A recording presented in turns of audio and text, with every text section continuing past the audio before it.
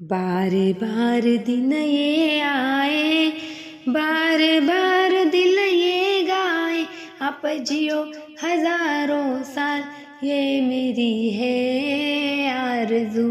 Happy birthday to you, happy birthday to you, happy birthday to you पापा, happy birthday to you.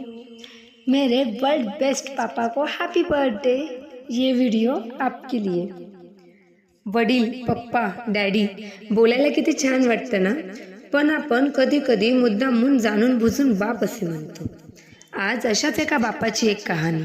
आई घराचं मांगल्य तर वडील घराचं अस्तित्व असतं, आणि या अस्तित्वाला आपण खरंच कधी समजून घेतलं आहे का?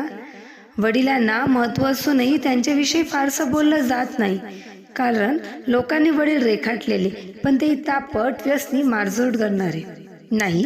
समाजात 1-2% असे वडील असतीलही, पण चांगल्या वडिलांबद्दल काय?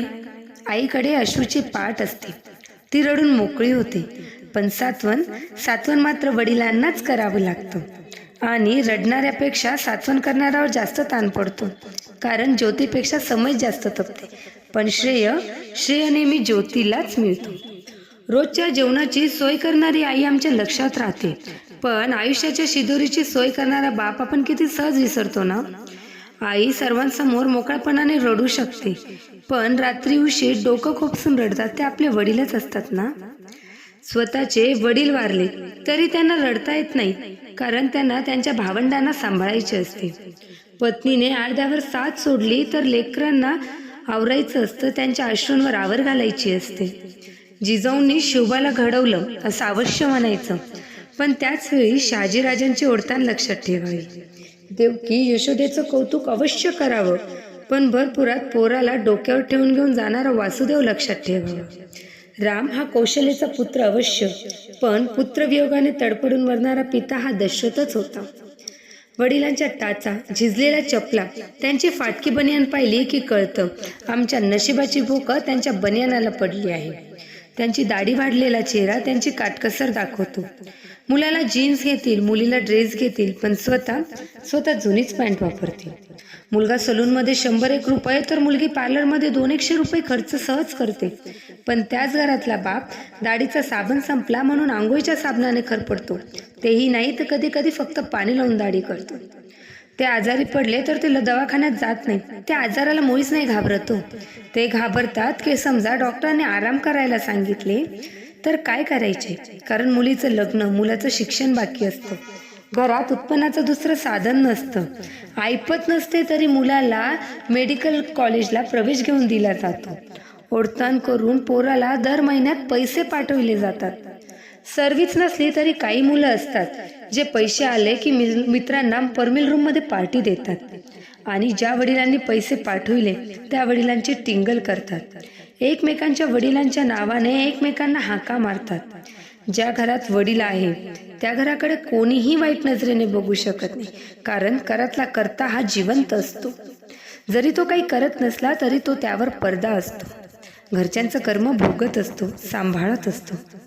आई असण्याला किंवा आई होण्याला बापामुळेच अर्थ असतो। कोणतीही परीक्षेचा निकाल लागला की आई आपल्याला जवळ घेते, कवटाळते, कौतुक करते, पण गुपचूप जाऊन पेड्यांचा पुडा आणणारा बाप कोणाच्याच लक्षात राहत नाही।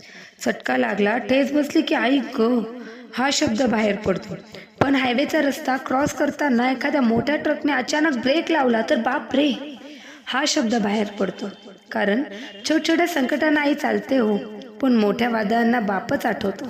काय पटतंय ना? मंगल प्रसंगी अख्खं कुटुंब जातं, पण मोताच्या प्रसंगी बापालाच जावं लागतं। मुलाच्या नोकरीसाठी साहेबांपुढे लाचार होणारा बाप, मुलीच्या स्थळासाठी उंबरठे झिजवणारा बाप, घरच्यांसाठी स्वतःच्या व्यथा दडपणारा बाप, खरंच किती ग्रेट असतो ना। वडिलांच्या महत्त्व कुणाला कळतं? लहानपणी ज्यांना वडील नसतात व अनेक जबाबदाऱ्या अंगावर येतात, त्यांना एक गोष्टीसाठी तडपावं लागतं। त्यांना बापांना पूर्णपणे समजून घेणारी असते म्हणजे मुलगी। सासरी गेल्यावर किंवा कुठे बाहेरगावी गेल्यावर त्यांच्याशी फोनवर बोलताना त्यांचा बदललेला आवाज ती एका क्षणात ओळखते आणि 17 प्रश्न विचारायला सुरुवात करते, कारण कोणतीही मुलगी आपल्या बापाला जपते, जाणते, आणि इतरांनी त्यांना तेवढंच जपावं हीच तिची इच्छा असते।